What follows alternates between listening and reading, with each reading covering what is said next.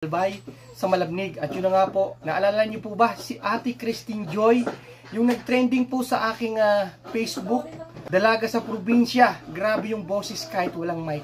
Finally mga kaidol ko, may meet po siya natin ngayon dahil nandito po siya sa bahay ngayon. Hindi na po kami nakaakyat sa kanilang bahay dahil medyo malayo po at yung oras namin ay maiksi na lang. Tara, samahan niyo po ako at kausapin natin si Ate Christine Joy. Kung sino yung asawa ng inaanak ko pa na.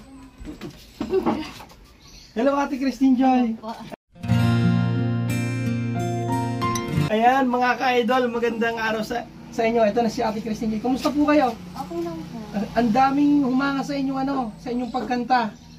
Congrats sa iyo Ate Okay Christine. lang po. Ano, kumusta ka? Taga saan ka ba talaga? Taga Kalaka po. Kalaka, Batangas. Kasi kahapon, nabanggit ko kay Auntie na dapat pupuntahan ko kayo sa bahay nyo. Malayo po. Malayo. Malayo po kami sa kalsada. Eh, kumusta naman yung pagkanta mo? Hindi mo ba siya sinasali sa mga contest? Hindi. Bakit? Wala po akong lakas ng loob. Wala kang lakas ng loob, pero magaling ka. Napahanga mo ako. Minsan nga, yung kanta mo, ipiniplay ko sa sasakyan. Kasi kahit walang background music, napakaganda. Napakaganda ng blending. Kanta ulit. Pang ano lang po, sa bahay-bahay lang po. Kung sakaling hingi lang kami ng sample ngayon, okay lang ba sa'yo? Okay lang. Yung Remember Us This Way? Opo. O, sige nga. Try natin. Ayan. Kasi acapella lang po. Oo, kahit konting-konti lang. Sige po. Okay. With Arizona sky burning in your eyes, you look at me and baby wanna catch on fire. Buried in my soul, like California gold.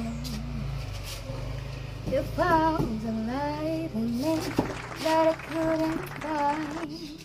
So when Anong masasabi nyo mga idol? Grabe, wala pang mic yan, si Ate Christine Joy.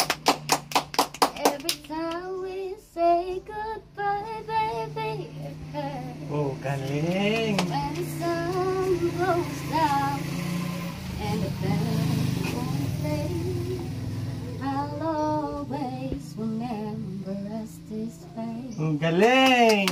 So ayan Ate Christine, dahil na-appreciate po namin yun talaga, sobra kaming natuwa yung mga follower ko. Ang daming humanga, ang dami pong nag-message sa akin na sana ko Iluyo, i-develop mo si Ate Christine para ma-discover. Nung nakaraang ano po, nung meron po dyan, sumali po ako ng isang beses. Dito sa Malabnig. Opo, yan po, nung ano. Tapos anong nangyari? Nanalo po ako ng Oh, consolation. dapat i-ano mo yung ito, tip ko lang sa'yo, di ba may social media account ka rin? Okay. Kasi wala namang copyright kapag kinakanta yung isang music. Pwede mo siyang i-upload sa reels mo, sa personal account mo. Opo, meron po kami sa mga reels. Meron. Kasi pwedeng ma-monetize yung FB reels mo, yung personal account mo.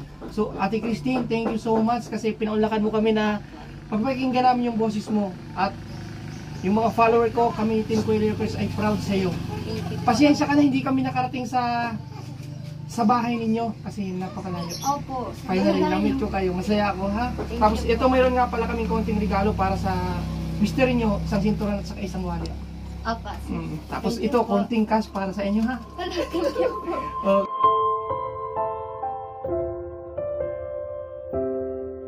Thankful po ako. Thank you po. Saan na po kayo ngayon papunta? Uuwi po muna kami sa bahay. Saan po kayo galing yan? Sa school po. Alam mo yung Kalaka, pinaglalakuan ko yan Kalaka, Batangas. Opo, doon po talaga ako nakatira sa Kalaka. Doon po sa may tulay po na malaki. Sa may pinag-anuhan po ng Balayan at Kalaka. Doon po kami sa may ilog. Tapos, ang napang-ago mo, napang-asawa mo, taga rito sa amin sa Malabnig. Opo. Kasi nung una, akala ko, pure na taga Malabnig ka, ibig sabihin, taga Kalaka ka, napunta ka lang sa Malabnig. Opo. Ano na po ako dito? 9 years na. 9 years. Pero may anak ka na? Opo, 2. Oh my God. Kasi makakali ko yung title ko sa vlog ko. Dalaga sa probinsya, grabe yung boses, kahit walang mic. Mayroon na po pala kayong 2 anak. Opo, Ilang taon na po kayo? 25 po. Oh, 25. Hindi halata. Parang 16 years old lang.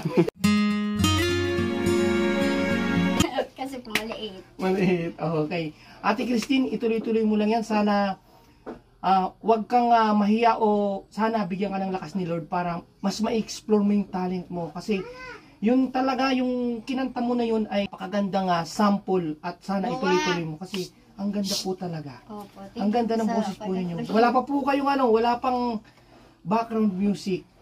Ha? Opo. Thank you. Masaya po kami na namit namin kayo, Ate Christine, ha? God Super bless. thankful din po ako na kita. Thank you po. Okay, ingat ha. Arizona